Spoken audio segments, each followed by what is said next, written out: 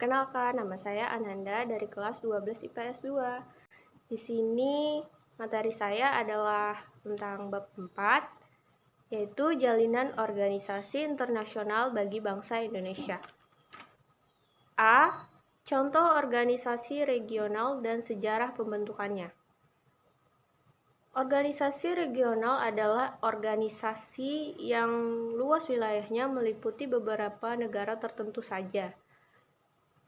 Di sini kita akan mempelajari organisasi sebagai berikut. 1. NATO. NATO merupakan organisasi pertahanan dan keamanan di kawasan Atlantik Utara yang meliputi negara-negara Eropa, Amerika Serikat, dan Kanada.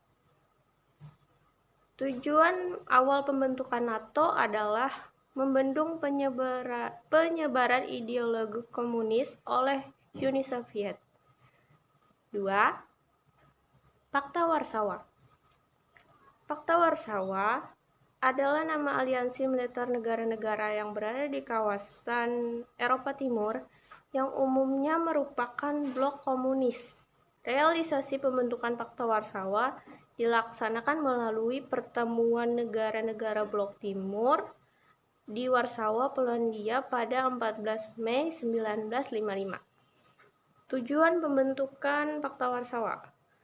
Tujuan pembentukan Pakta Warsawa adalah mengimbangi kekuatan aliansi pertahanan NATO, meningkatkan kerjasama pertahanan dan militer negara-negara blok Timur, saling membantu jika salah satu negara Pakta Warsawa mengalami masalah pertahanan ataupun keamanan. Pakta Warsawa dibubarkan pada tanggal 31 Maret 1991. Yang ketiga, CENTO.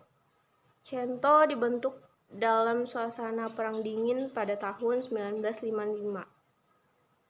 Tujuan utama pembentukan CENTO adalah mencegah penyebarluasan ideologi komunis dan mendorong perdamaian di wilayah Timur Tengah. CENTO pada akhirnya mengalami kemunduran dan dibubarkan secara resmi pada tahun 1979. Yang keempat, ANZUS.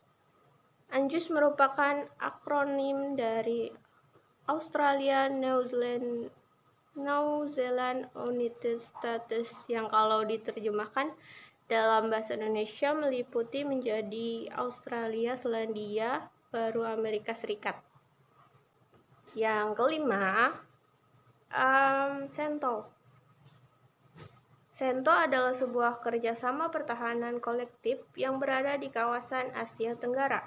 CENTO didirikan pada 8 September 1954, tetapi secara formal disahkan pada tahun 1955 di Bangkok, Thailand.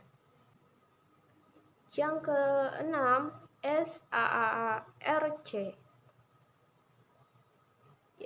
Itu adalah organisasi ekonomi dan politik dari 8 negara di Asia Selatan.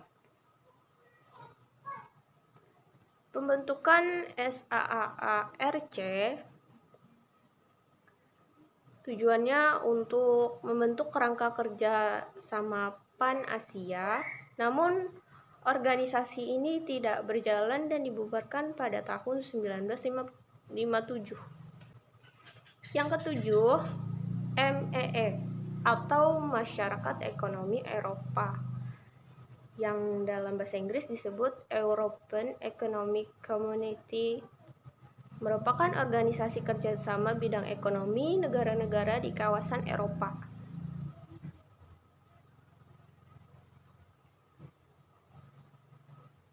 Organisasi ini merupakan kelanjutan dari organisasi kerjasama masyarakat Arang Batu dan Baja Eropa yang berdiri pada tahun 1950 atas usul Menteri Luar Negeri Perancis Robert Schuman. Tujuan pembentukan MEE yaitu mempererat kerjasama bidang ekonomi sesama negara Eropa. Yang saya sebut tadi itu adalah salah satunya ya guys. Lanjut nomor 8, APEC. APEC merupakan upaya kerjasama dari 21 negara dengan tujuan meningkatkan perdagangan bebas di kawasan Asia Pasifik.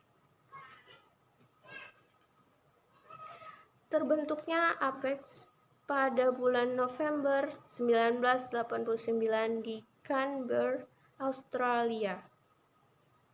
Tujuan pembentukan APEC selain untuk memperkuat pertumbuhan ekonomi kawasan, juga mengembangkan dan memproyeksi kepentingan-kepentingan kawasan dalam konteks multilateral. 9. AFTA. AFTA merupakan wujud dari kesepakatan dari negara-negara ASEAN untuk membentuk suatu kawasan bebas perdagangan.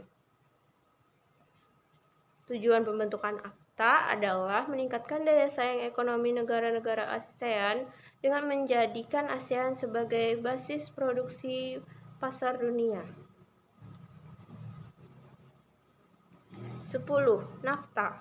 NAFTA merupakan bentuk kerjasama perdagangan bebas di wilayah Amerika Utara yang beranggotakan Amerika Serikat, Kanada, dan Meksiko.